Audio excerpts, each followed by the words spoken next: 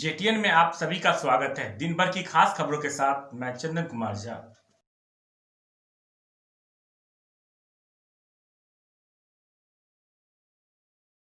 जेटीएन में आपका स्वागत है।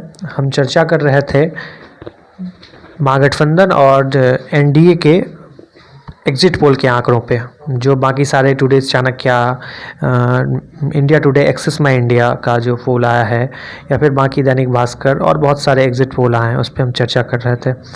अब आगे हम चर्चा करेंगे जो क्या मुख्यमंत्री के चेहरे के, अगर आप बता रहे हैं जो जेडीयू उपेक्षित हो रही है, ठीक ना, तो जब जेडीयू उपेक्षित हो रही है तो बीजेपी के पास कौन सा ऐसा मुख्यमंत्री का चेहरा है? अगर बीजेपी के पास ऐसा मुख्यमंत्री का चेहरा है तो यहाँ बहुमत तो किसी को मतलब सीधे रूप से नहीं मिल रही है, इनडायरेक्ट रूप से मिलेगी। तो जब इनडायरेक्ट रूप से मिलेगी तो जो सहयोगी दल हैं उन्हें भी अपेक्षा रहेगी, जैसे बिहार की राजनीति में डिप्टी सीएम की भूमिका बहुत पहले से मानी जाती रही है और होती आई है, मायने भी रखती है। हालांकि ये संवैधानिक पद नहीं है। आप दर्शकों के लिए बता दें कि हालांकि डिप्टी सीएम संवैधानिक पद नहीं है, इसे राज्यपाल के द्वारा मनोनीत किया जाता है।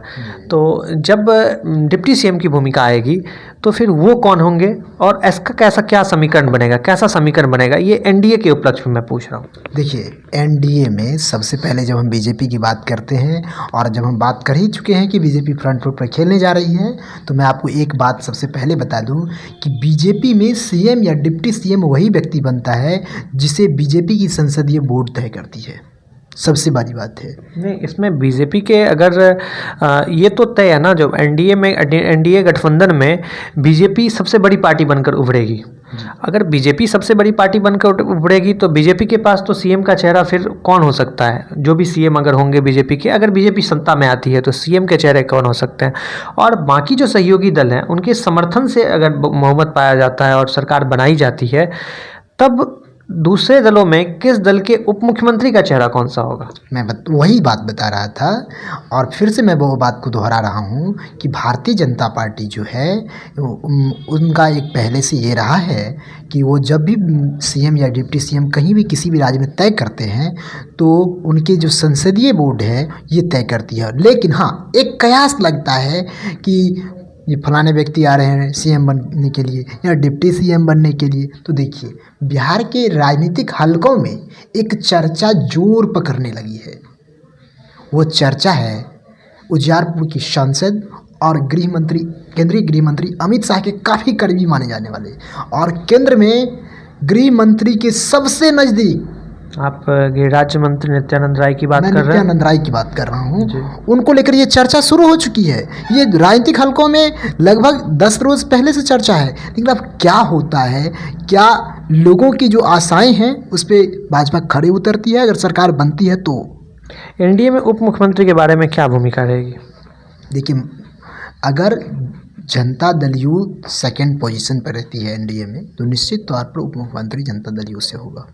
क्या नीतीश कुमार इतने दिन मुख्यमंत्री बनने के बाद उप मुख्यमंत्री के चेहरे में आएंगे? जी नहीं, हमें असंभव लग रहा है। इसलिए लग रहा है कि वो आना नहीं चाहेंगे। वो एक बेहतर राजनेता हैं, इसको कोई नकार नहीं सकता है, और थे भी, रहेंगे भी। इसलिए वो नहीं चाहेंगे कि मुख्यमंत्री से हम मुख्यमंत्री पर आ जाएं। ऐसा चलिए, इस बात को हटाते हैं और चर्चा करते हैं हम एलजेपी की क्या भूमिका रहेगी इस चुनाव जीतने के बाद। मतलब एलजेपी जिस तरह से जेडीयू से साइड रही है और एनडीए के समर्थन में रही है, कहिए उसको सिर्फ भाजपा, हाँ, भाजपा के समर्थन में रही है।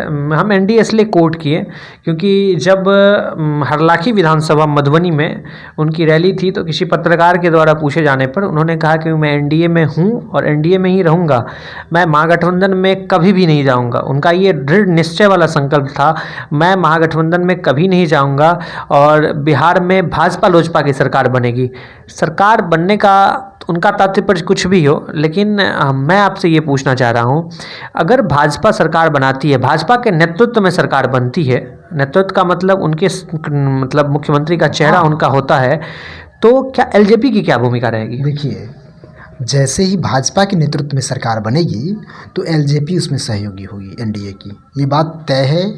सरकार में उसकी क्या भूमिका होगी? देखिए, अब भूमिका की बात आती है जब, तो सीट कितने आते हैं एलजेपी को, ये भी मायने रखता है। लेकिन ऐसी बात नहीं है कि मुझको जो खबर है कि खबर सामने ये आ रही है कि चुनाव के बाद 2 विधान पार्षद की सीटें मिलने जा रही है लोजपा को।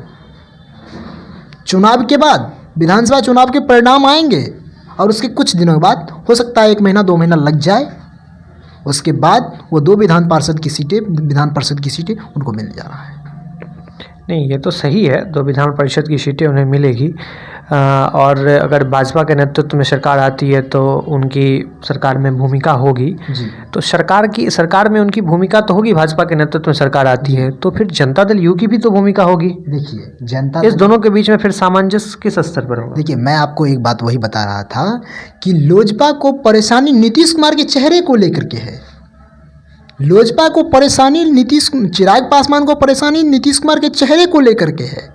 ये नहीं है कि हम जेडीयू के साथ नहीं जाएंगे। नहीं, एक चीज़ आपको कोट कर, कल के एक बयान को कोट करते हैं, कल के नहीं आपको हम 6 तारीख के एक बयान को कोट करते हैं। हरलाखी विधानसभा में उन्होंने मंच से इस बात को शेयर किया था, जो जेडीयू से भ्रष्ट मतलब राजनीतिक पार्टी और नीतीश कुमार जैसा भ्रष्ट नेता उन्होंने अपने जीवन में कभी नहीं देखा। जो नेता और आधिकारिक तौर पे ऐसा बयान मन से दे रहा हो, क्या वो जनता दल यू के साथ सरकार बनाना चाहेगा या उस सरकार में शामिल होना चाहेगा जिसमें जनता दल यूनाइटेड हो? मैं बता रहा हूँ कि राजनीति में ये सब चलते रहता है। राजनीति में ये सब चलते रहता है। और मैं बता दूँ आपको कि पीडीपी जम्मू कश्मीर में जिसको महबूबा मुफ्ती और मुफ्ती सईद को, यानी कि आक्रामक शैली में नरेंद्र मोदी हो या अमित शाह हो, योगी आदित्यनाथ हो, बकसते नज़र नहीं आ रहे थे, उसी पीडीपी के साथ सरकार बनती है जम्मू कश्मीर में। तो आप राजनीति में ऐसा कुछ 2 तीर 2 ध्वज 2 निशान 2 संविधान। खैर, पीडीपी की बात छोड़ते हैं, हम दरभंगा पे आते हैं। दरभंगा पे आना इसलिए महत्वपूर्ण हो जाता है कि हम इससे पहले महागठबंधन की बात कर रहे थे, और जब हम महागठबंधन की बात करते हैं तो कांग्रेस को इतर नहीं कर सकते। यदा कदा माने न माने, अस्पष्ट या उपेक्षित तौर पर ही कांग्रेस महागठबंधन में शामिल हर जगह रही ही है। किसी भी राज्य की आप बात करें तो बिहार की बात करते हैं। दरभंगा की बात करने का तात्पर्य मेरा ये था, जो दरभंगा से कांग्रेस के 2 बड़े नेता आते हैं, एक मदन मोहन झा और भाजपा को छोड़ कांग्रेस में गए दरभंगा के पूर्व माननीय सांसद कीर्ति आज़ाद। दोनों सक्रिय राजनीति में हैं और कांग्रेस में काफ़ी बेहतर स्थान पे हैं। हालांकि पूर्व में मदन मोहन झा को कुछ कारणों से चुनाव की जो मतलब रणनीति तय करने वाली समिति होती है और टिकट बंटवारों को लेकर के जो समिति बनाई गई, वो कांग्रेस के ज़मीनी कार्यकर्ताओं के शिकायत पर उन्हें उस कमेटी से निरस्त कर दिया गया। और गुलाम नबी आज़ाद और नाम मैं भूल रहा हूँ, राहुल गांधी के बहुत करीबी हैं, प्रवक्ता हैं, मैं नाम भूल रहा हूँ, जो भी, उनके द्वारा उन्हें निरस्त किया गया और कीर्ति आज़ाद को उसमें शामिल किया गया। तो क्या कयास लगाए जा रहे हैं कीर्ति झा की राजनीतिक स्थिति पर? क्या कयास लगाए जा रहे हैं? वो काफ़ी अच्छे बैकग्राउंड से आते हैं। उन्होंने भारत को 1983 के वर्ल्ड कप में जिसमें जीत हुई थी भारत, उसमें काफ़ी अच्छी भूमिका निभाई थी। और जब भाजपा मतलब अपने ऐसे दौर से गुजर रही थी जब उसे उपेक्षित तौर पर भारत की राजनीति में देखा जा रहा था, तब उन्होंने भाजपा के साथ खड़ा रह करके और दरभंगा के लोकसभा को मजबूती के साथ जिताया। और आज वो इसके विपरीत धारा में खड़े हैं और खुल के चुनाव प्रचार कर रहे हैं और कांग्रेस उन्हें समर्थन भी काफ़ी अच्छे से मदद भी कर रही है सांगठनिक तौर पर। तो ऐसे में उनकी क्या भूमिका है महागठबंधन में? देखिए, इस बात को कोई नज़रअंदाज नहीं कर सकता है कि मिथिलांचल की राजनीति में सवर्ण वर्ग का अच्छा प्रभुत्व रहा है, नेतृत्व पूर्व से होता आ रहा है सवर्ण वर्ग के द्वारा। और दूसरी बात है कि सवर्ण में जो एक खास वर्ग होता है ब्राह्मण वर्ग, उन लोगों का दरभंगा की राजनीति में काफ़ी अच्छा स्थान रहा है, इसको कोई नज़रअंदाज नहीं कर सकता है। और मैं एक बात आपको बता दूं कि कीर्ति झा आज़ाद मिथिलांचल के ब्राह्मण चेहरों में से एक माने जाते रहे हैं और माने जा रहे हैं। ऐसा नहीं है कि उन्हें नज़रअंदाज किया जा रहा है। तो एक बात मैं आपको और बता देता हूँ कि कांग्रेस का कभी जो वोट बैंक हुआ करता था वो ब्राह्मण हुआ करता था। जो कभी हुआ करता था। मैं अभी की बात नहीं वो जगन्नाथ मिश्र और ललितनाथ मिश्रा की बात कर रहे हैं। बात कर रहे हैं। तो अब फिर से कांग्रेस अगर दरभंगा में या मिथिलांचल में अपना प्रभुत्व स्थापित करती है तो उसे ऐसे चेहरों की आवश्यकता होगी जो यहाँ पे। एक बात मैं आपको कोट करूँगा, जो बिहार की राजनीति में पिछले कुछ वर्षों की बात छोड़ दें, मतलब 20-25 वर्षों की बात छोड़ दें, पिछले 30 वर्षों की बात आप छोड़ दें, 30 वर्ष से पूर्व बिहार की राजनीति को आप देखें तो यदा कदा मुख्यमंत्री और मुख्य चेहरा, जो राजनीतिक मुख्य चेहरा होता था, वो मिथिलांचल ही था। आप जगन्नाथ मिश्र की बात करें, ललितनाथ मिश्रा की बात करें, अब्दुल गफूर की बात करें, उनके भी कैबिनेट में, उनके भी समर्थन में मिथिलांचल के ही थे। और जिन किसी की आप बात करें, मतलब आप बात कर सकते हैं 90% जो कोई भी कैबिनेट गठित होती थी बिहार में, और बिहार की राजनीति की जो कोई भी, जब झारखंड एक था तो भी और झारखंड के अलग होने के बाद भी मिथिलांचल का एक अलग प्रभुत्व रहा है। और आप मिथिलांचल से बात कर रहे हैं कीर्ति आज़ाद के बारे में, जो उनका एक कद कांग्रेस में बना है और वो आगे और बढ़ेगा। दो बातें, एक बात इससे ये निकल के आती है, हर राजनीतिक पार्टी मिथिलांचल को, सीमांचल, मिथिलांचल और पाटलिपुत्रा, इस तीन जगहों को अपनी तरफ ज़्यादा आकर्षित करना चाहती है। सबसे ज़्यादा सीट यहीं से आते हैं।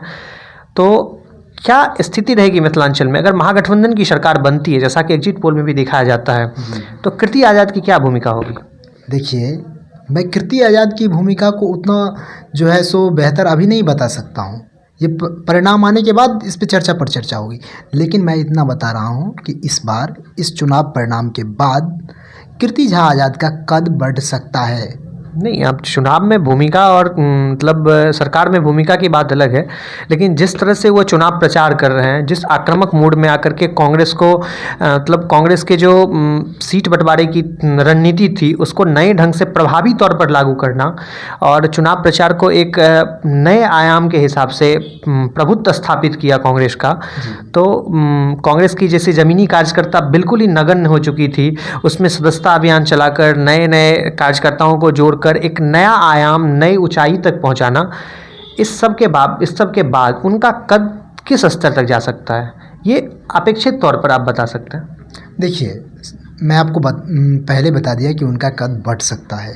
पहली बात ये बात गौर करने वाली बात है। अगर कद बढ़ सकता है तो कैसे बढ़ सकता है? तो निश्चित तौर पर सरकार अगर बनती है महागठबंधन की तो उसमें कद बढ़ेगी। अब कितना बढ़ेगी ये आने वाले समय में पता लगेगा हम लोगों को। लेकिन दूसरी बात एक मैं बता रहा हूँ कि कीर्ति झा आज़ाद न सिर्फ दरभंगा या मिथिलांचल की बड़े नेता के तौर पर पिछले 15 वर्षों में उभरे हैं, यानी 2019 तक वो तो हमारे क्षेत्र के सांसद हुआ करते थे दरभंगा के, 2019 तक। और एक वर्ष यानी 1 से 1.5 वर्ष जब जो लोकसभा चुनाव हुआ उसके बाद की मैं बात कर रहा हूँ, तो हाँ, उस समय में जब वो पार्टी बदल के गए हैं तो यहाँ से वो चुनाव भी नहीं लड़े।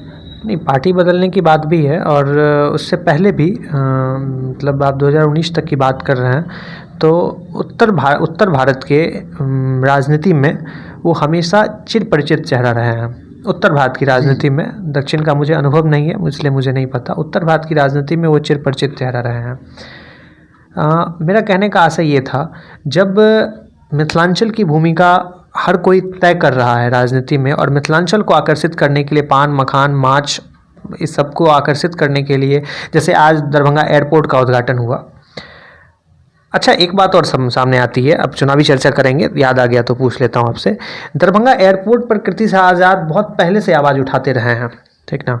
और जब वो अपने संसदीय काल में एविएशन मिनिस्टर जो थे, जो उड्डयन मंत्री थे, उनसे कई बार उन्होंने जन समर्थन के द्वारा, अपने अपीलों के द्वारा और संसद में भी उन्होंने कई बार अपने वक्तव्य से इस बातों का चर्चा उठाया। आज जब दरभंगा एयरपोर्ट चालू हुआ है तो बहुत सारे नेता हैं, बहुत सारे लोग हैं जो अपना अपना पक्ष रख करके उस चीज़ को अपनी अपनी तरफ खींचने का प्रयास कर रहे हैं, अपने अपने काम बता रहे हैं। इसमें कीर्ति आज़ाद कहाँ खो गए? देखिए कि कुछ लोग अपनी चर्चा स्वयं करते हैं और कुछ लोग नहीं भी करते हैं, ये व्यक्तिगत राय भी है अपने लोगों की। लेकिन कोई ये कह दे कि कीर्ति झा आज़ाद का जो मायने है इस एयरपोर्ट के लेकर के या जो उनकी काम है उसको नज़रअंदाज नहीं किया जा सकता है, क्योंकि वही पहले सांसद थे जिन्होंने आवाज़ उठाई थी दरभंगा कि सांसद होने के नाते लोकसभा में कि दरभंगा एयरपोर्ट चालू होनी चाहिए। संसद भवन में, लोकसभा में उन्होंने ये आवाज़ उठाई थी। इलेक्ट्रिक लाइन की, दरभंगा रेलवे के 2 लाइन होने की, जो समस्तीपुर से लाइन आती है इलेक्ट्रिक लाइन की, सब काम लगभग संभवतः दरभंगा में अब संपन्न हो चुका है। जी जी। देखिए, आप बात करते कीर्ति आयत की, मैं आपको एक बात, छोटी सी बात बता देता हूँ इसमें, कि जब हम देखते हैं हम आपको थोड़ा पीछे ले जा रहा हूँ, थोड़ा नहीं बहुत पीछे ले जा रहा हूँ, कि भगवान कृष्ण थे और भगवान कृष्ण की अपनी माँ जो थी, जिनके गर्भ से वो जन्म लिए थे, वो थी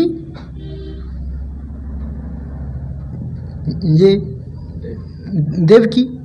लेकिन उनका पालन हुआ कहाँ पे? यशोदा के यहाँ। अब सीधी सी बात है कि जन्म तो दिया इस माँ देवकी माँ ने, लेकिन पालन जो वहाँ हुआ तो 50-50 हो जाता है। इसलिए जो काम उन्होंने शुरुआत की और जिन्होंने इस काम को अंजाम तक पहुँचाया, दोनों को आप नकार नहीं सकते हैं। चलिए, ये तो बातें हैं। हम बात कर रहे थे महागठबंधन में सरकार में क्या भूमिका रहेगी किसकी। अगर महागठबंधन की सरकार आती है तो स्पष्ट बहुमत तो एग्जिट पोल में कहीं किसी को नहीं दिख रहा है। मुख्यमंत्री के चेहरा तो यद्यपि तेजस्वी यादव हैं, और जब स्पष्ट बहुमत नहीं होगा तो सरकार बनाने में खींचातानी ये होती आई है, होती रहेगी। तो तब उप मुख्यमंत्री का चेहरा कौन रहेंगे?